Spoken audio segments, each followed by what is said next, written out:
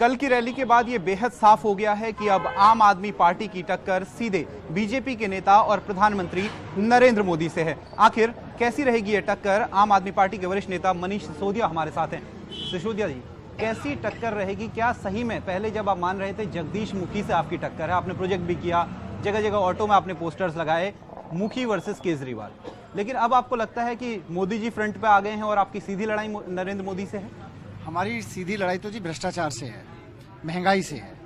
ये जो अपराधी घूमते हैं इधर उधर छुट्टे, हमारी सीधी लड़ाई इनसे है। एजुकेशन महंगी हो रही है, अस्पताल खराब पड़े, हमारी सीधी लड़ाई तो इनसे है। तो हमें तो इनको ठीक करना है। अब बीजेपी के पास कोई नेता नहीं है ये ठीक करने के लिए।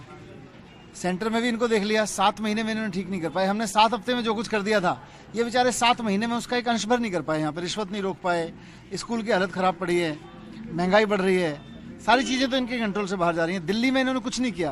तो हमारी सीधी लड़ाई तो इनसे है, भ्रष्टाचारियों से। हमारी इनसे काहे को लड़ाई होगी? ये लोग दावा कर रहे हैं हम करेंगे, जनता जान रही है कुछ नहीं कर सकते। मनीष जी, क्यों आखिर आप जगदीश मुखी को ही टारगेट कर रहे थे? बार बार आपने जगदीश मुखी के पोस्टर्स लगवाए और केजरीवाल वर्सेस जगदीश मुखी दिखाया। आपको लग रहा था जगदीश मुखी नरेंद्र मोदी के मुकाबले थोड़ा सा कमजोर कैंडिडेट हैं और उनको आप सीधी टक्कर दे सकते हैं? नरेंद्र मोदी जी को तो देखो चीफ मिनिस्टर बनना नहीं है। अब आप ही लोगों ने जब विधानसभा भंग नहीं हुई थी तब जगदीश मुखी जी को चीफ मिनिस्टर बना रखा था।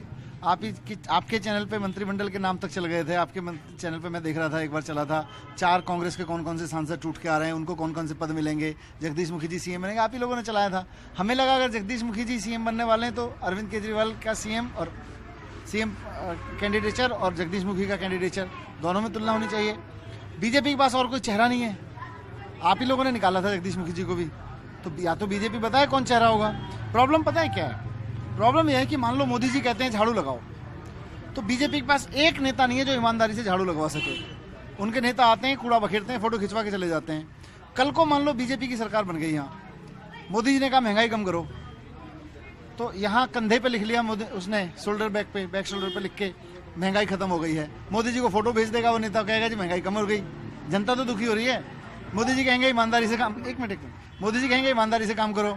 दूसरे कंधे पे कोई नेता अपना फोटो खिंचवा के लिख लेगा अब ईमानदारी से सरकार चल रही है। मोदी जी को फोटो भेज देंगे, जनता दुखी रहेगी। तो ऐसे नेताओं पे कैसे भरोसा करें? किस पे भरोसा करें? मनीष जी, पहली बार ऐसा देखने में आया है कि बनारस में चुनाव लड़ा केजरीवाल ने नरेंद्र मोदी के खिलाफ, लेकिन कभी भी नरेंद्र मोदी ने सीधे अरविंद केजरीवाल पर कोई वार नहीं किया। लेकिन कल बहुत सीधा वार था, लेकिन नाम नहीं लिया। क्या मानते हैं कि अब अरविंद केजरीवाल, मोदी भी खुद मानने लगे हैं कि अरविंद केजरीवाल से ही उनकी टक्कर है और दिल्ली में और कोई उनके मुकाबले में नहीं है?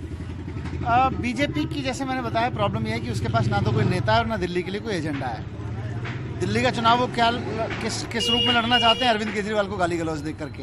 अरविंद केजरीवाल को कभी नक्सलाइट बताएंगे। अब बताओ, इन किसानों की ज़मीन छीनी जा रही है, वहाँ डीडीए का कुछ बनाया जा रहा है, मैं तो लड़ रहा हूँ उसके लिए।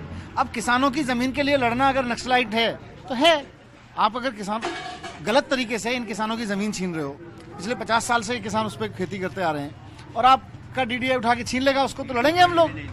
है, डीडीए बनी भी नहीं थी तब तो। डीडीए उसको छीन रही है, मैं तो लड़ूंगा उसके लिए। आप मुझे नक्सलाइट कहो, आप मुझे अनार्किस्ट कहो, आपका मर्जी जो कहो, लेकिन मैं तो लड़ूंगा उसके लिए। तो इनके पास में अरविंद केजरीवाल को गाली गलौज देने के अलावा और कोई मुद्दा नहीं है।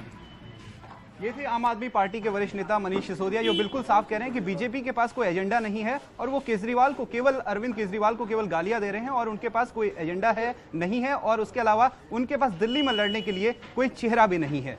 कैमरा पर्सन राम गोपाल के साथ शैलेंद्र नेगी, लाइव इंडिया, दिल्ली।